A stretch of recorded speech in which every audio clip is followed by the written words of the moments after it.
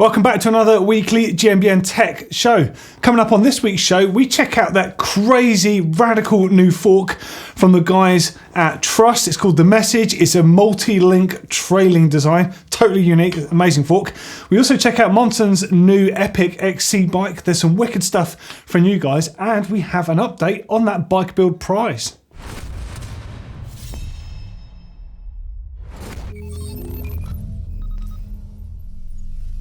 So a few weeks back on the tech show, we spoke about a new company that was emerging called Trust Performance. And that was a company with Dave Weigel, of course, Dave behind the DW Link, the Delta Link system that Eve will use, and a whole bunch of other amazing suspension designs. Jason Shears, who's ex-Envy, of course, when they were Edge rims to start with. He's the guy behind all that amazing carbon development there. And Hap Salika, who's behind Competitive Cyclist, which is a huge retailer in the US.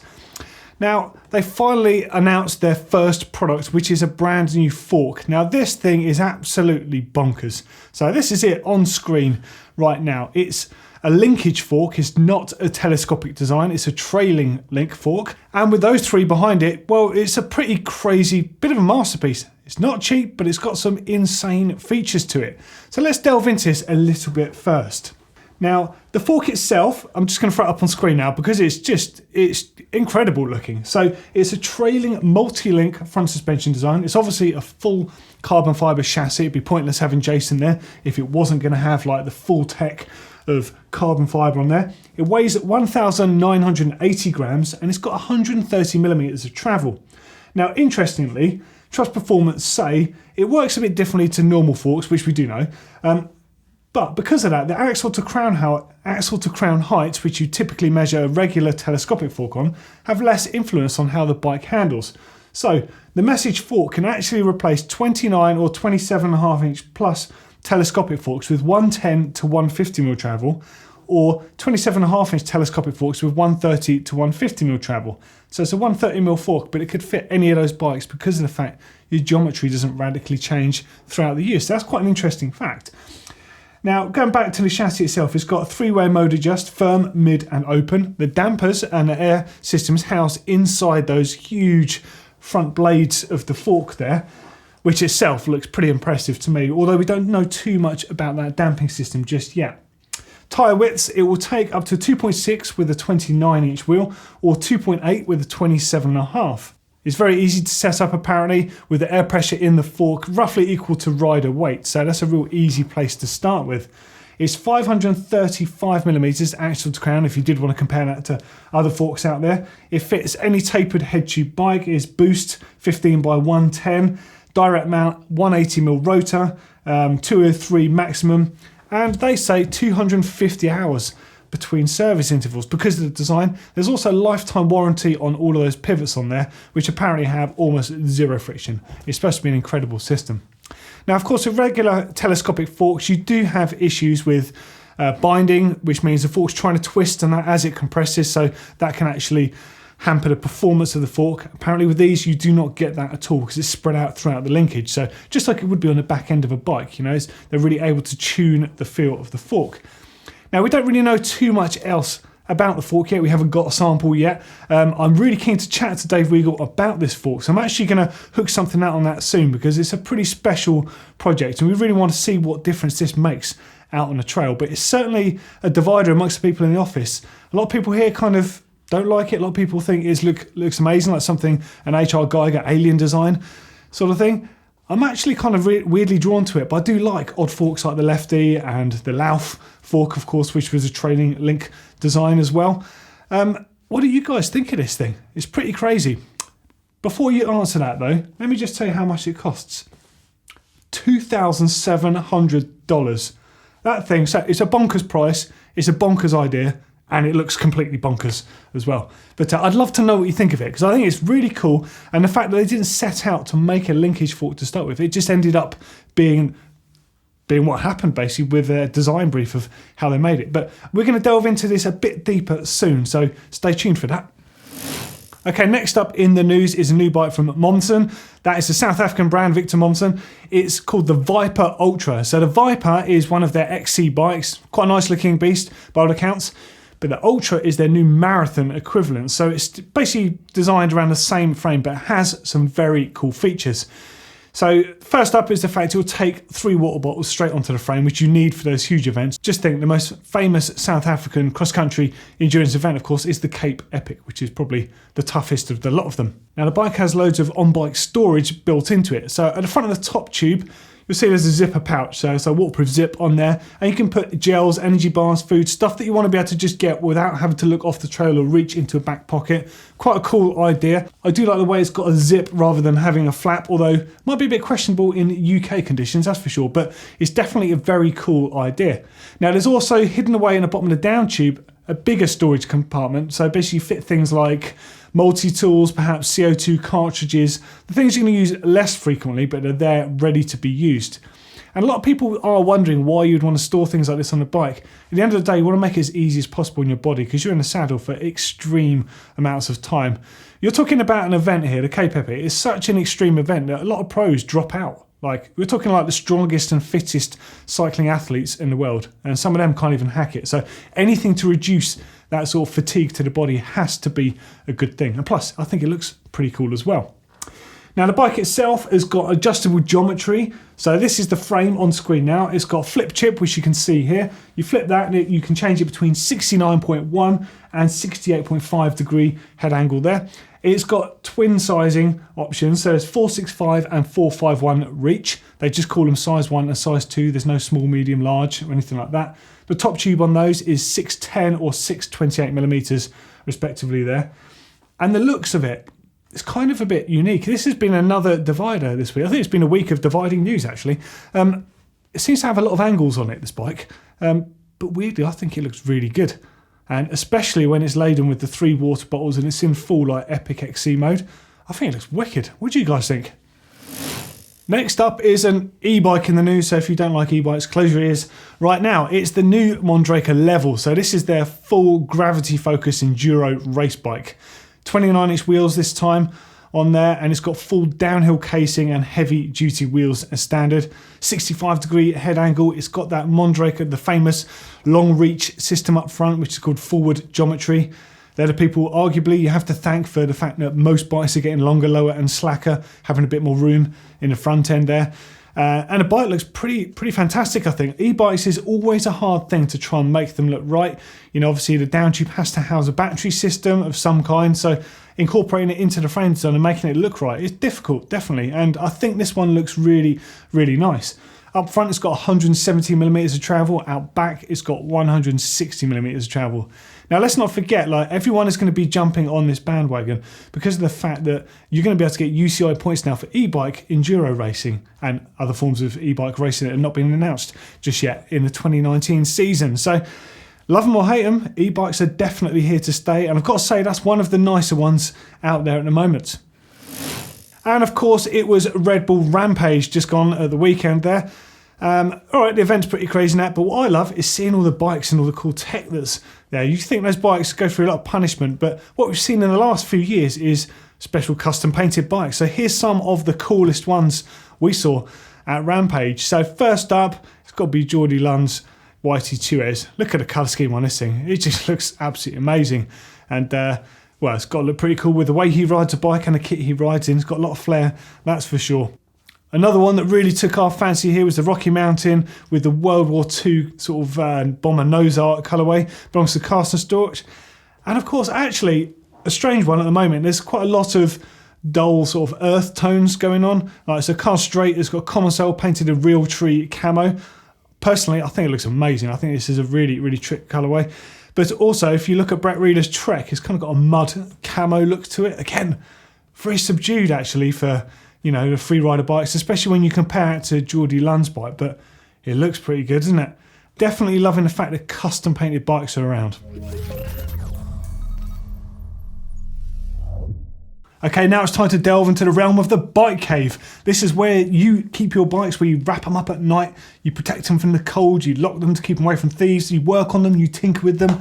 Wherever those places are that you keep your bikes, we want to see them. So use our uploader link. It's just on the bottom of the screen there. Tell us who you are, where you're from, tell us what's in your bike caves, and send them in. We love them. So first up this week is from Gareth in Buckinghamshire. That's in the UK. So he's got a Cube Stereo 150 SL 27.5 plus and Hope 29er wheels to go with it. And his wife, I've got to say your wife's outclassed you here, his wife's got a Yeti SB5. Good choice. So, my GMBN Tech inspired bike cave. My wife wanted a garden shed and we had no room, so a mate converted the back of the garage into a shed with a side door, leaving the rest of the garage to be my bike cave, complete with TV, beer fridge, last orders bell and lots of bikes. My Cube Stereo, my wife's Yeti SB5, a Ghost AMR, that's a sweet bike as well, a shopper and a pub bike, a Saracen Tough Track, so 1989, nice. Oh yeah, cool, that was been on the show as well. A 20 and a 24-inch BMX dirt jumper. Tools are a mix, but I love my Abbey bike tools and park tools. I try and buy once, but only as I need. Yeah, that's always the way to do it, even if it does mean saving up for a while. Great channel, helps me loads, as well as fab entertainment. Glad you like it, Gareth, and I have to say, slightly jealous of that mint sauce mural you got on the wall there. That is very cool. Take it back about the Cube, does it really nice actually. You spec that one out nicely. Got good gear on there. Nice clean looking wall. GMBN jerseys at the back. Oh, you've even got an ancient super nice one. Don't make those anymore. Tell you what, Gareth, that is the spirit of the bike cave. You've got it all in check in here. Nice work. All right, next up is from Aaron in Texas, USA. Runaway Bay, in fact. Hey Doddy, your tech videos have helped me so much. I look forward to them every week. Hope you enjoy these pictures of my bike cave. I do. You got a trail dog as well. Amazing. Nice big pegboard at the back there.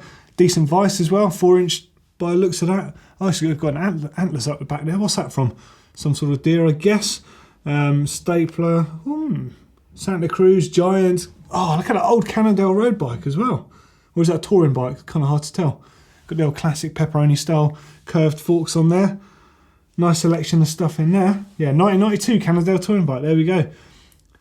Nothing in here is worth dying for. Yeah, that's definitely good. Although that should probably be on the outside rather than the inside, where we can see that. Compressor as well. Or is that a jet wash? Might be a jet wash. Hard to tell from this angle. Looking good. Loads of tools, mate. Decent stuff in there. And nice tool chest. Oh, a dedicated washing area. Yes, man after my own heart. Love it. Next up is from Benjamin in Buckinghamshire. It's not huge, but gets the job done. Nothing's clean, but everything has a place and everything's in its place. It certainly is crammed in there. So what's that? Onza T-Bird, so 20-inch trans bike, Saracen there, trail bike, can't quite see what's behind it, a dirt jump bike of some kind, a Carrera 2, some old Mavic wheels by the looks of it, plenty of sledgehammers and garden tools in there. Oh, you got Karcher jet wash as well, they're really good. Do need to add one of those to my place at the moment. I'll just make do with a hose at the moment. And you've got little plastic cases, it looks like a SRAM bleeding kit there as well. Various cable ties in different colours. Oh, I've got some orange ones, I could do with those at the moment. Nice, looking good, mate. Oh, you've got a seat in there and a vise too. Yeah, of course, don't let that crammed in. This has got plenty of space. Nice work. Okay, right, next up. Wow, this is a pretty empty looking bike cave. This is from Craig. Doesn't say where you are. Bike cave garage, current condition. Just moved out of my into my own place, slowly building out the bike cave. I actually have a huge collection of tools for every eventuality, but haven't got around to making a proper bench and shadowboard yet. See before and after photos 6 months apart. Okay, so that's with your white bike at the back there, nothing in there. And then, oh right, okay, yeah, now I see what's going on. Loaded right up in there. You've got your racking on the left-hand side, your bike's hung up down the back there. Work stands, wall-mounted stuff. What's that, a DeWalt radio at the back as well. And looks like you've got jobs list on the wall. That's pretty efficient. I think I need one of those. Definitely need one of those in the maintenance set, I think. That's good. Front tyre, 26. On the nuke proof, 26 on the white, 29. Rear tyre, nice. Tyre pressures, fork pressures. Looking good, mate. Well into that. That's a good idea. Oh, and it looks like we're out of the bike cave for this week. Some solid entries in there. Please continue to send them in. We genuinely love seeing them. Thanks a lot, guys. Okay, now it's time for Rewind, which of course is the retro section of the GMBN Tech weekly show. If you've got anything retro, helmets, bikes, kit, old photos of yourselves racing, or perhaps relatives, uncles, aunties, any of that stuff, or perhaps if you just want to know something about some retro stuff, where it came from, or perhaps the bike you're riding now, where that came from.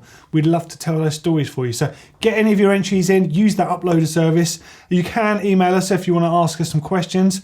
If you want to email us, it's hellotech@gmbn.com. That's the email address on the screen there. But if you're sending us pictures, use our uploader service. It's so easy, it's so fast, and it gives us easy access to all of your stuff.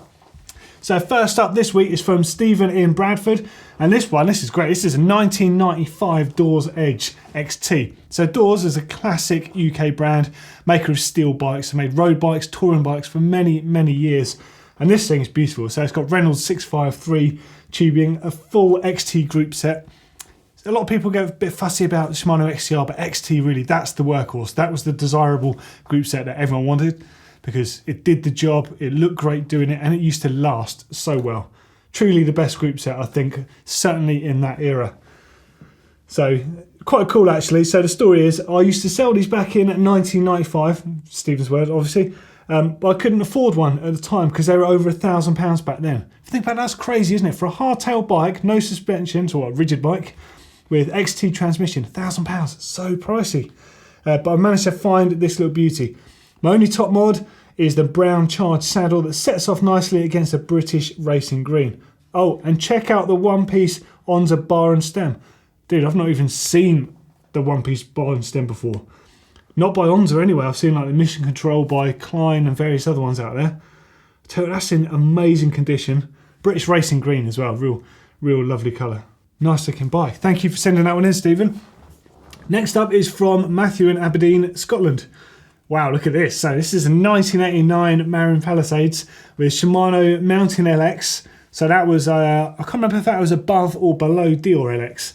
Kind of forget. So it was 300 LX, 100 GS, 200 GS, 300 LX, 400 LX, 500 LX, Dior LX, Mountain LX. That was the order, I'm sure of it. Then it was XT, and then later on XT Racing, which we know as XTR. So 3x7 group set and the original rear tyre, but a Michelin Joggers front tyre. Never seen that tyre before. I tell you what, those bikes are absolutely beautiful, and that's such an iconic colourway. The luminous fork and stem combination with the grey frame, and I love that old font as well. So nice. I think they were Tange tubing, weren't they? Have we got any other shots? Oh, Mountain LX SIS thumb shifters there. SLR brakes. Oh, there we go. There's the down tube where you can see the logo. Always wanted one of those, but never got one. But that's a really nice example. Thanks for sending that in, Matthew. Wow, look at this bad boy. So this is from Sam in New Zealand. It's a K2 Proflex 5500 carbon. Oh my God, look at that. Wow, I don't know if I hate it or love it. I think both at the same time. Amazing piece of tech history there. Look at that linkage fork on the front there. So that's a Gervin fork with a no-lean shock. No-lean shock out back. Was that the Smart Shocks? I can't quite see. They had basically a smart system which had an inertia valve in there. It used to react by itself. Had little battery ports on the front and rear shock there. Quite intelligent actually. Kind of like a super basic early version of Fox Live to a degree, I guess. But obviously it wasn't that good because it never continued following that. Nice to see those head or HED deep section rims there. Magura HS33s, the fluoro ones. Oh man, that's a cool bike. Really cool. Classic Proflex, single pivot design there. Oh, look at that. Getting me all clammy handed, this one is. Crazy looking thing.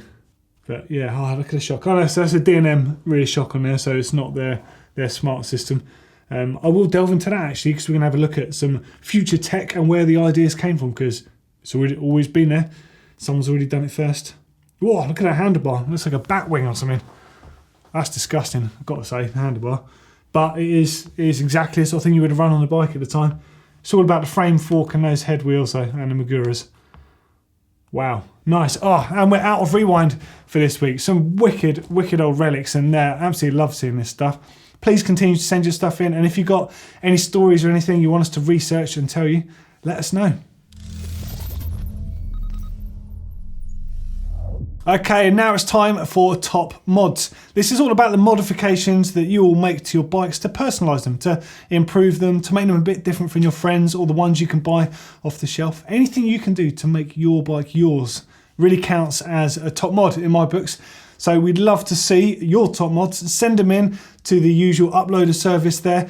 Take some nice pictures of what you've done to your bike to make it that little bit different to all the other ones. Let us know. Yeah, send them in. So first up this week is from Haywood in Kendall Lake District. Nice place to ride a bike, I tell you that. So this is a 2018 BTR Ranger. Wow, so we used to have a BTR picture up on the wall here, blueprint, but Dan, the cameraman, actually broke the picture frame, so we haven't replaced it yet. But big fan of BTR bikes. They're actually made fairly locally to us. Really, really nicely put together. They're Phillip raised, which is my favourite sort of method of frame construction with steel tubes. Beautiful looking bike. So, hi Doddy, this is my main trail bike for the next few years and the parts I've fitted to the frame. So my mods or the build kit on this is a Cane Creek Helm coil fork lowered to 130mm. Yeah, that fork is a fantastic choice, really, really good. The damping range on that and all the adjustment you have, everything built into it, don't need the volume spacers or anything, just absolutely beautiful. Renthal 35mm bar and stem, DMR Death Grip grips, ergon seat and Steel Industries flat pedals, cables held together in shrink sleeve, nice, real neat and tidy. Brakes are Hope E4 and crankset is also Hope with a 34 tooth chainring. Nice, it's good to see you're going for like the domestic approach there, the Renthal bars, UK born and bred, same with the frame, and of course the Hopes. Absolutely loving a bike, long and slack is definitely the way forward. Yep, completely agree with you there. Don't know why some manufacturers are still using 70-degree head angles. 63.5 for life. Yeah, I completely agree with you. Although there are some bikes that do warrant that steep head angle. Not anything like yours, of course, like cross-country race bikes and that. They just wouldn't work. They just wouldn't be quite as good. You could probably go down to about 65, 66. Any slacker than that, they're just going to feel lethargic. They just won't work in the same way. But for what you want with super aggressive hardtail, yeah, totally with you there, dude. Okay, cool. Next up is from Nick in Bentonville, Arkansas. I made a custom Mudville guard from Heineken mini keg. Shout out to D-Bag for the idea. I love it. That's wicked. Why have I not thought of this? That's much nicer looking than the black plastic mudguard, isn't it? And you can do it with your favourite beer. What a cool idea. Dude, that's got to be my favourite top mod of the week. That's fantastic. Nice work. Looking very good. Okay, next up is from John in Hastings, UK. Hi Doddy, hope you like this one. It's my first bike build and I think it's great. I wanted to build my own hardcore hardtail, so when a mate offered me his old bigwig frame, that's a Ragley by the way, for £100 I couldn't wait to get started. I scoured eBay, Chain Reaction and other places for good deals, cobbled together spare parts I had in the shed, and last night I finally finished it. Took it for a shakedown ride today and this thing shreds. All in, the complete build cost me less than £1,000 and I think it's a great spec for the money. Right, let's have a look at your spec then. Okay, so you see Ragley Bigwig 29er frame, nuke-proof Neutron wheels on there. Yeah, excellent value actually. Schwalbe Magic Mary front hands damp out rear, setup tubeless. RockShox Pike 140 converted to 160. Man, that's an aggressive bike. Shimano SLX brakes. Yep, good old faithfuls. Z 10-speed shifter, XT mech, Deal 1142 cassette, absolute black 30-tooth oval chainring, and a goat link on the back there to make the derailleur compatible with that cassette. Renthal fat bar 800mm with 20mm rise. Brand X Ascend dropper post. Yeah, do you know what? They're actually amazing. They're so cheap and they work so well, but people just overlook them. Sometimes there's just nothing wrong with a really good cheap component. Big fan of that. Bontrager drop line lever. Yeah, okay, so you've just upgraded the lever to make it a bit nicer. Great idea. Ragley seat, DMR death grips again. Oh man, they seem to be popular. Maybe I'm missing a boat here. Looking good, mate. I tell you, really, really nice. And that's a great shot. Look at that, the bike on. That's what's so much fun about doing your own bike build, is getting all the bits together and then excitedly unpackaging them and installing them. It is fun. If you haven't done it, you've got to try it at some point. It's really, really good fun building your own bike. Nothing quite beats it. It feels really personal. When you first take it for a ride, it's such a satisfying thing. And there we go, that's enough top mods for this week, but please continue to send them in. Don't feel like yours has to be as detailed as all of these. We're quite happy just seeing something like that mudguard with the Heineken keg there. Really cool, and a nice sort of ingenious approach to recycling something. Well into that. So yeah, if you're upcycling anything, let us know. Send them in. Okay, and now a little bike build competition prize update. So the competition is over now, it's closed, and we're busy rounding up all those numbers. We're going to announce the winner on next week's show, so make sure you tune into that and see if you're the lucky winner and find out what we're going to be doing with that bike as well. Now, I just want to say a huge thank you to everyone for getting involved. I know there was a lot of sort of ruckus in the comments about people wondering why they weren't picked and stuff. Quite simply, it was really hard. We had to be very strict with the criteria of how long the duration of the video was and all the factors that we put out in the spec. There were some amazing video entries, and there were some that just didn't really quite answer what we were looking for, and some that were just amazing riding edits, which were fantastic as riding edit, but not really what we were looking for. However, there were some amazing standalone videos, so I'm just going to chuck you to a little compilation of some of the best ones, some really funny ones that made us laugh, and I hope we can do more with this sort of stuff in future. But just a super big thank you to everyone for being involved, whatever it was, whatever comments you made, if you entered, if you didn't enter. It's just a really nice community thing. I'm really happy that everyone did get involved. So here's a little clip of the videos, and stay tuned for next week's show. Hi everybody. Hey GMBN. Namaste and hello to everyone. Hello GMBN. Santa Cruz Nomad!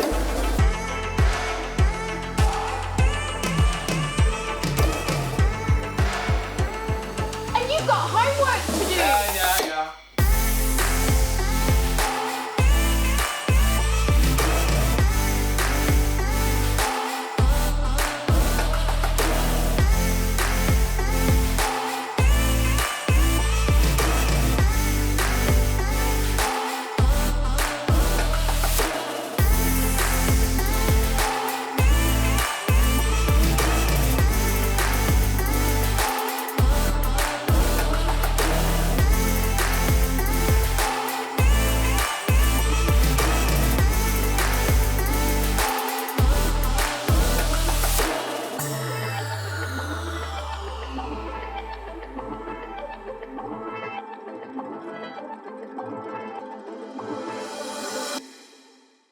So there we go. Hopefully you enjoyed this week's weekly GMBN Tech show. For a couple more great videos, click down here if you want to see Neil's Iceland bike check. So that's a Moots titanium bike, a little bit different from the norm actually. And click up here if you want to find out about maintaining your riding gear, the stuff you go riding in, your helmet, your camelback, all that sort of stuff. Give that one a try. And of course, don't forget to subscribe to GMBN Tech if you've not already done that, and give us a thumbs up if you like the video.